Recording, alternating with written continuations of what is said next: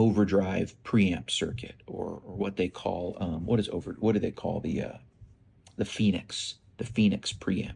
You know, that's this preamp that Dumble was selling for a while as like the ultimate ODS. And then I took that and put it into that same power section that I had a lot of good luck with in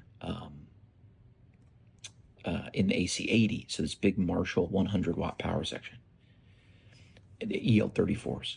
And so I'm trying to treat this like, well, what if you had a Dumble that was a Marshall, right? But you just have some of the Dumble flavor of this secondary channel coming in after this cleaner preamp channel.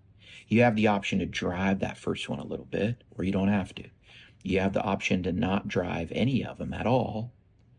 And then you also have the option to defeat the first one and get this flavor or that flavor into this flavor, or this flavor into this flavor with gain. And so you end up with all these really cool things. But the trick, usually what I've found, is you end up having to EQ those stages. You normally, with something like this, because you don't have the ability to change the filtering if you're not in there with a soldering iron, it really helps to EQ, you know, at the phase inverter stage or post phase inverter, whatever's going to go into the power amp. And so that's what I was able to do here, right? It's kind of a jerry rig way to make an amp with parts of other amps, or, you know, big sections of other amps. And I really wouldn't even call it like an amp thing, but it's a nice little mashup, right? I've really been loving this. So this Dumble Master thing, I'll put out some free stuff because I want people to try it.